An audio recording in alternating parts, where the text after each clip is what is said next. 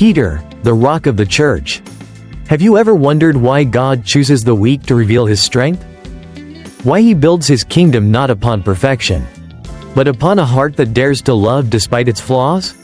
This is the story of Peter, the fisherman who became a rock, a man of storms and faith, fear and fire, whose journey from doubt to devotion changed the course of history. He was not born a leader. He was impulsive, stubborn, and often afraid. Yet through him, God built something eternal, the living foundation of his church. By the shores of Galilee, under the warmth of a rising sun, Simon, son of Jonah, cast his net into the sea. The air was still, save for the splash of water and the cry of distant gulls. He was a fisherman strong in arm, weary in soul.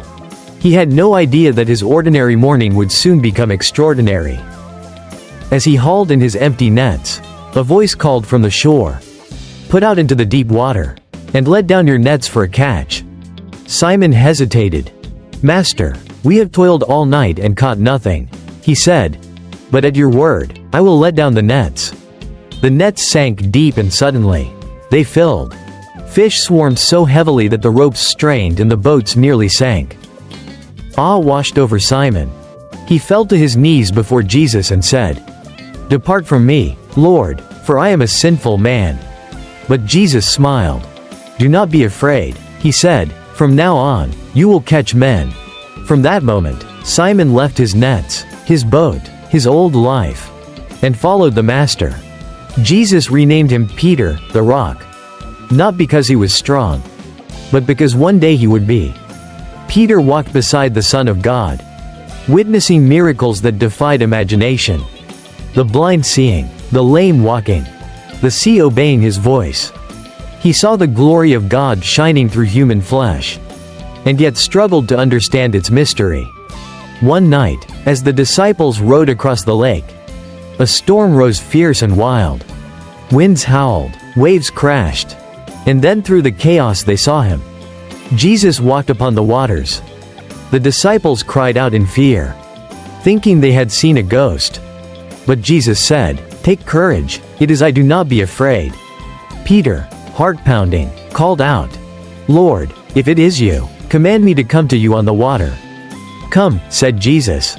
Peter stepped out of the boat. For a moment, he walked the impossible beneath his feet. But when he saw the wind and the waves, fear gripped him, and he began to sink. "Lord, save me," he cried. Immediately, Jesus reached out his hand and caught him. "O you of little faith," he said, "why did you doubt?" As they climbed into the boat, the wind ceased, and the sea grew calm once more. Peter's life was a rhythm of faith and failure, of passion and repentance. Yet through every fall, his love grew deeper.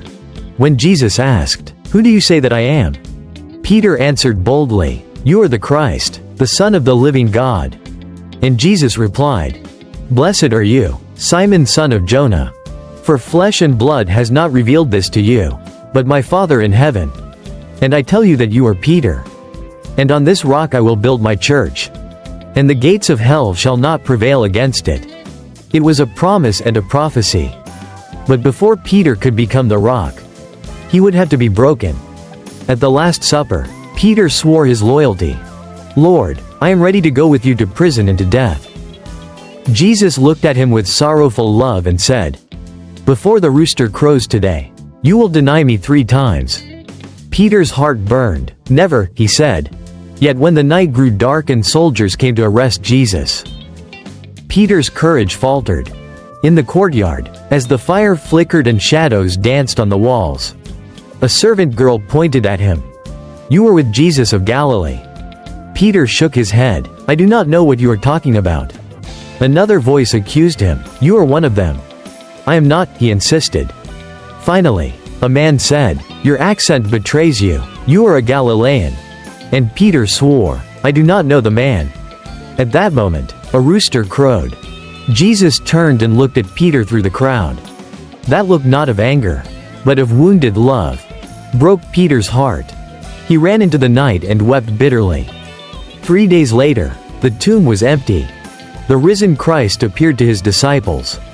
and to Peter the broken one first of all.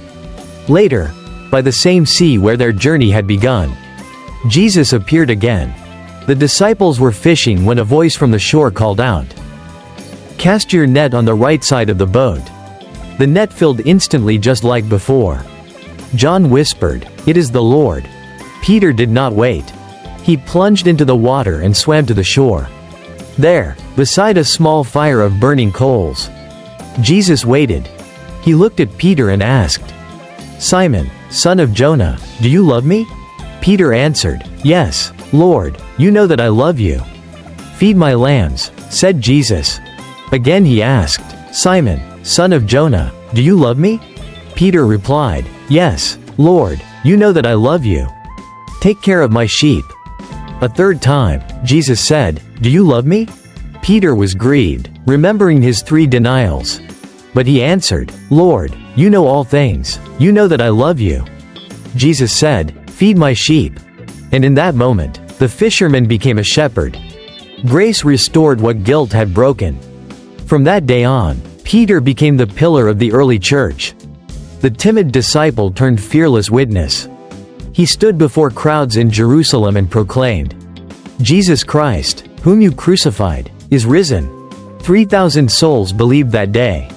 He healed the lame, raised the dead, and faced imprisonment with unshakable faith. When threatened by the authorities, he declared, "We must obey God rather than men." The man who once feared a servant girl now stood unafraid before kings. Years passed. The church grew not by power, but by love. And Peter, now aged and wise, carried the fire of faith to Rome. There, under Nero's cruel reign, he was arrested once more. But the man who once fled from fear now welcomed his final trial. Before his execution, Peter asked one last request: that he be crucified upside down. For he was unworthy to die as his Lord had died. And so it was. As the sun set over the city of Rome, a humble fisherman from Galilee became a martyr and a cornerstone of faith. Yet Peter's story does not end with death. It lives on in every heart that wavers yet still believes. In every soul that stumbles yet rises again. For Peter is not only the rock of the church, he is the proof that God builds his kingdom, not on the flawless, but on the forgiven. He reminds us that failure is never the end, that grace is stronger than guilt, and that love can turn even the weakest heart into a rock upon which eternity stands.